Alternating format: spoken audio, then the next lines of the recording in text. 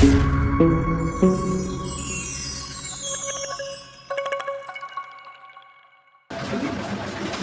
आज के वीडियो में या आज के क्लास में आप लोगों को इससे पहले दो चीज हम पोटेंशियोमीटर से निकालने सीख गए थे। एक आप क्या निकालने सीखे थे, ईएमएफ को निकालने सीखे थे।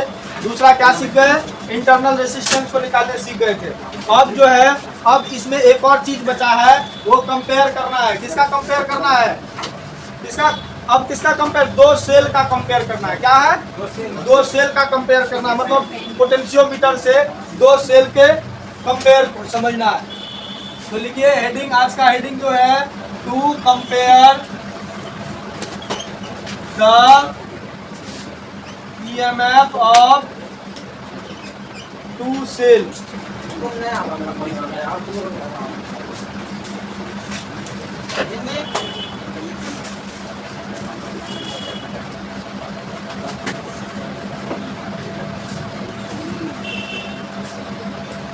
दो सेल के बीच तुलना। देखिए अब ये किसके द्वारा कर रहे हैं हम लोग, पोटेंशियोमीटर के द्वारा कर रहे हैं। किसके द्वारा कर रहे हैं, पोटेंशियोमीटर के द्वारा कर रहे हैं। तो पोटेंशियोमीटर में, अच्छा पहले वाले में क्या किए थे, सिर्फ डायरेक्टली हम लोग क्या कर दिए थे, एक को लिए थे। किसको लिए थे, जब हमको ईएमएफ फाइंड करना था किसी सेल का, तो सेल के साथ हम लोग डायरेक्टली गैल्वेनोमीटर को जोड़ दिए थे। और क्या कर दिए थे, गैल्वेनोमीटर से जोड़ करके, जॉकी को जोड़ करके, वहां से हम लोग क्या करते थे, सेल का ईएमएफ निकाल देते थे। अब सेल का इंटरनल रेजिस्टेंस के लिए क्या किए थे, उसके पॉजिटिव टर्मिनल से ही क्या किए थे हम लोग, एक उसके समांतर में क्या किए थे, एक स्टैंडर्ड रेजिस्टेंस को जोड़ दिए थे, जो स्विच के साथ था। एक बार पहली स्थिति में करके देखे थे बैलेंसिंग पॉइंट, और एक बार दूसरी स्थिति में करके देखे थे बैलेंसिंग पॉइंट। तो वहां से मेरा फॉर्मूला निकल के आ गया था, क्या आ गया था, small r is equal to आ गया था r, क्या आया था, small r is equal to क्या आया था, r capital R L1 by L2 minus 1। ये फॉर्मूला निकल के आया था ना, यहाँ इंटरनल रेजिस्टेंस निकालने का ये फॉर्मूला निकल के आया था। अब देखिए, अब हमको क्या करना है, तीसरा कंडीशन में, सी वाला जो कंडीशन है, इसमें क्या करना है बाबू, इस सेल के बीच क्या चीज कंपेयर करना है, दो सेल के ईएमएफ को कंपेयर करना है, तुलना करना है। तो इसमें क्या करना है, एक पोटेंशियोमीटर पहले एट फर्स्ट ले लेना है। क्या ले लेना है, एक पोटेंशियोमीटर ले लेंगे। तो पोटेंशियोमीटर तो सबको पता है कैसा होता है, कैसा होता है पोटेंशियोमीटर, इस टाइप का होता है ना, अब बोलेगा ये पोटेंशियोमीटर हो गया। अब देखिए, अब पोटेंशियोमीटर में क्या होता है, इसके साथ एक रेजिस्टेंस, और ये टर्मिनल ए है, और यहाँ से हम लोग क्या करते हैं, देखो यहाँ पर सेल को एक स्विच के साथ जोड़ देते हैं इस टाइप से। यही बन जाता है मेरा क्या, पोटेंशियोमीटर। अब देखिए यहाँ पर है कुछ नहीं, सिंपल सा है, ये टर्मिनल ए है, ये टर्मिनल ए है, और ये टर्मिनल बी है। अब हमको यहाँ कै गो सेल जोड़ना है, दो गो सेल जोड़ के तुलना करना है। तो दो गो सेल को जोड़ के तुलना कीजिए। जब दो गो सेल को जोड़ करके तुलना करेंगे तो क्या होगा, यहाँ पर एक सेल देंगे ना, फिर यहाँ देखिए, फिर कहाँ देंगे सेल, एक सेल कहाँ देना है, इस पोजीशन पर, और इसको एक स्विच वे, वन स्विच वे से इसको क्या करना है, जोड़ देना है। वन स्विच वे किसको बोलेंगे, अब तुम ही लोग बताओगे, वन स्विच वे। अब इसको किसके साथ जोड़ देना है, गैल्वेनोमीटर के साथ जोड़ करके एक जॉकी को क्या कर देना है, लगा देना है। क्या कर देना है, जॉकी को लगा देना है। जॉकी का काम आप लोग का संतुलन बिंदु प्राप्त करना होता है। जॉकी का काम क्या होता है, संतुलन बिंदु को प्राप्त करता है, गैल्वेनोमीटर से लगा होता है। जब धारा प्रवाह होगा तो ये क्या करेगा, या उसको खिसका करके हम लोग क्या करेंगे, उसका बैलेंसिंग पॉइंट को मेजर कर लेंगे, माप लेंगे। अब देखिए यहाँ पर कंपेयर, अब किसकी तुलना कंपेयर करना है, ये E1 हो गया और ये E2 हो गया, कोई दिक्कत नहीं है।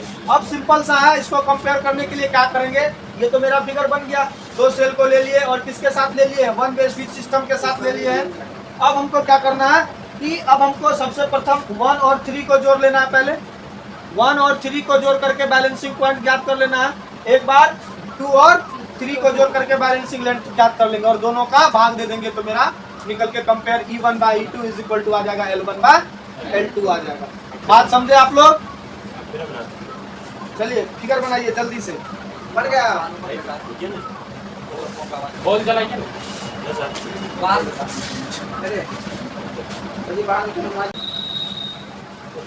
फिर से। चलो इसमें जो जो किए हैं उसका कंस्ट्रक्शन पहले लिख लीजिए, इसका रचना लिख लीजिए। जो जो किए हैं इसका रचना पहले लिख लीजिए। लिखिए। अब जिन दो सेल के ईएमएफ की तुलना है, इसका नाम क्या है पता है? अभी तुरंत नाम इसका बोले हम लोग। क्या नाम बोले इसका? One way switch. क्या चीज इसको बोलते हैं? इसका नाम है वन वे स्विच। अब लिखिए यहाँ पर क्या लिखिएगा?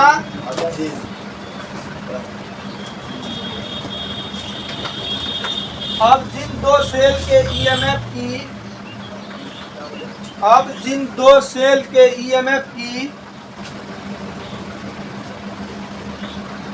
अब जिन दो सेल के ईएमएफ की अब जिन दो सेल के ईएमएफ की तुलना करना है तुलना करना है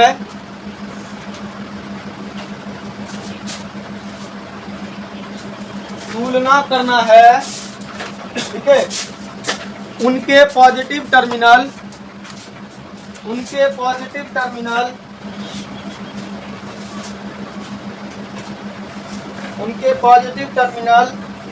को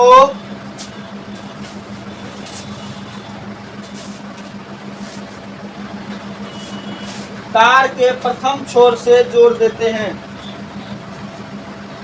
तार के प्रथम छोर से जोड़ देते हैं। तार के प्रथम छोर से जोड़ देते हैं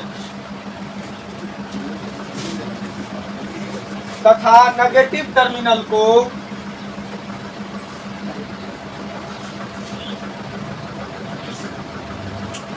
इसको 1 वे नहीं, इसको 2 वे करेंगे। 2 है ना, 1 2 3 है ना सर। 2 ये दोनों मिला के 2 वे होगा। इसको 2 वे स्विच सिस्टम बोलेंगे। देखिए क्या लिखे? नेगेटिव टर्मिनल को एक 2 वे स्विच से जोड़ देते हैं। 2 वे स्विच यहाँ लिखा हुआ है, 2 वे स्विच। 2 वे स्विच से जोड़ देते हैं और उस 2 वे स्विच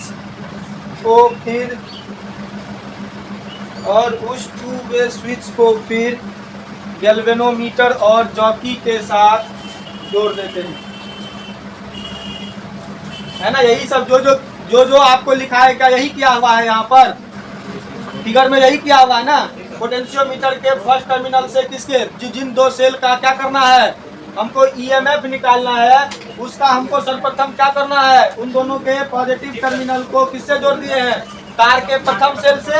यही है ना तार का प्रथम सेल? इससे जोड़ करके अब क्या किए हैं कि इसको एक किसके साथ जोड़े हैं? 2 वे स्विच से। किसके साथ? 2 वे स्विच से, और जो कि किसके सेल के नेगेटिव टर्मिनल से जुड़ा हुआ है। और फिर 2 वे स्विच सिस्टम को और किसके साथ जोड़ दिए? गैल्वेनोमीटर और ये क्या है आपका? जॉकी के साथ जोड़ दिए हैं। तब अब देखिए अब क्या करना है? वर्किंग में लिखिएगा। पहले वर्किंग समझ लीजिए। वर्किंग मतलब वर्किंग कैसे ये काम करेगा। ठीक है, तो वर्किंग में देखिए पहले कंडीशन में क्या करेंगे? किसको सटाएंगे? 1 और 3 को। पहले कंडीशन में 1 और 3 को सटा देंगे तो हमको यहाँ पर बैलेंसिंग पॉइंट मिल जाएगा। धारा का प्रवाह हो जाएगा ना, और हमको यहाँ पर क्या हो जाएगा? बैलेंसिंग पॉइंट मिल जाएगा। तो वहाँ पर जो मेरा बैलेंसिंग पॉइंट मिल गया, फिर दूसरा हम क्या करेंगे? उसको L1 मान लेंगे। E1 के लिए बैलेंसिंग पॉइंट क्या हो जाएगा? L1। फिर देखिए अब 1 को हटा दिया, अब किसको सटा देंगे? 2 और 3 को सटा करके हम क्या करेंगे? जॉकी द्वारा बैलेंसिंग पॉइंट को ज्ञात कर लिया जाएगा। तो E2 के लिए क्या हो जाएगा? L2। E2 के लिए क्या हो जाएगा? बैलेंसिंग पॉइंट L2, तब वहां से हम लोग E1 अपॉन E2 कर करके उसका हम लोग इक्वेशन निकाल लेंगे। उसका इक्वेशन क्या आएगा, अभी जान लो उसका इक्वेशन क्या आएगा, E1 upon E2 is equal to L1 upon L2, यही होता है, ठीक है। लेकिन हमको अब वर्किंग में पहले लिखना है, सीधा सा सिंपल सा वर्किंग में लिखिए। पहली स्थिति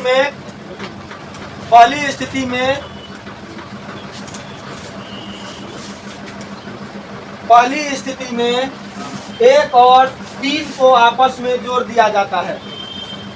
पहली स्थिति में 1 और 3 को आपस में जोड़ दिया जाता है। पहली स्थिति में 1 और 3 को आपस में जोड़ दिया जाता है, जिससे सेल E परिपथ से जुड़ जाता है, जिससे सेल E1 ही है ना, जिससे सेल E1 किससे जुड़ जाता है, परिपथ से जुड़ जाता है।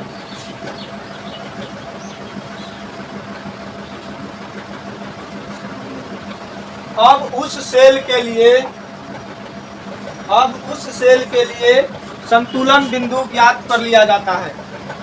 अब उस सेल के लिए संतुलन बिंदु ज्ञात कर लिया जाता है। तो यहाँ संतुलन बिंदु क्या होगा, यहाँ वर्किंग में देखिए, वर्किंग में क्या होगा, यदि L1 बराबर क्या होगा, E1 सेल्स के लिए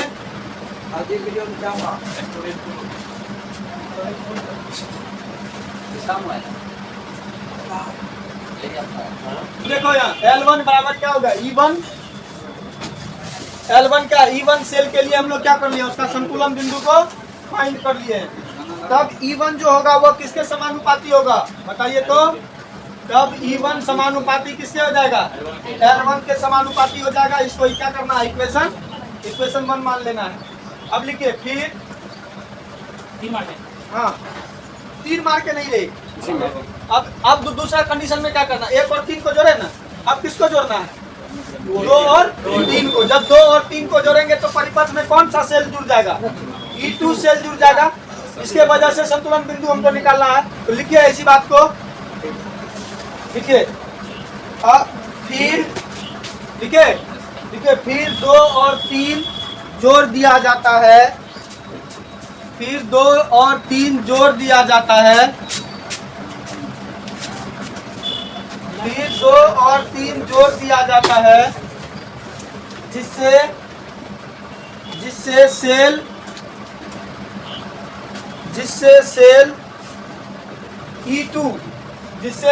E2 परिपथ में जुड़ जाता है, जिससे सेल E2 परिपथ से जुड़ जाता है। अब E2 के लिए संतुलन बिंदु प्राप्त कर लिया जाता है। अब E2 के लिए संतुलन बिंदु प्राप्त कर लिया जाता है। E2 के लिए क्या करना है, संतुलन बिंदु प्राप्त कर लेना है। फिर यहाँ देखिए, फिर में क्या लिखेंगे, L2 बराबर क्या हो जाएगा, E2 सेल के लिए क्या करेंगे, संतुलन बिंदु प्राप्त कर लेंगे। संतुलन बिंदु देखिए, जब E1 को जोड़े थे तो 1 और 3 स्विच को जोड़े थे, तब कौन सा सेल जुड़ गया था परिपथ से, E1 सेल जुड़ करके, तब इससे जॉकी द्वारा हम लोग क्या निकाल लिए थे, संतुलन बिंदु निकाल लिए। उसके लिए क्या लिखा है, संतुलन बिंदु E1 समानुपाती L1। फिर दूसरे कंडीशन में क्या कर दिए, किसको हटा दिए, 1 को हटा दिया। अब तो कौन से स्विच को जोड़ दिए, 2 और 3 को जब जोड़ दिए तो उस कंडीशन में इस परिपथ से कौन सा सेल जुड़ गया, E2 सेल जुड़ गया। और E2 सेल जुड़ने के बाद ये क्या होगा, ये परिपथ को पूरा करेगा। और ये परिपथ पूरा हो गया तो इस कंडीशन में L2 क्या हो जाएगा, इसका बैलेंसिंग पॉइंट मिल जाएगा, क्योंकि यह सेल अलग है और यह सेल अलग है। तो इस कंडीशन में L2 जो है E2 के लिए होगा ना, के लिए संतुलन बिंदु। अब देखिए E2 समानुपाती क्या हो जाएगा, L2। इसको इक्वेशन 2, इसको क्या मान लेंगे, इक्वेशन 2। अब इक्वेशन 1 तुलना कैसे करेंगे, भागे देके तुलना होता है। अरे तुलना किसको कहते हैं, भागे देके ना। तुलना हम लोग कैसे करते हैं, भाग दे करके अनुपात में निकालते हैं तुलना करके। तो इक्वेशन 1 को किससे भाग देना है? 2 से भाग देने पर तो क्या होगा? E1 अपॉन E2 बराबर L1 अपॉन L2।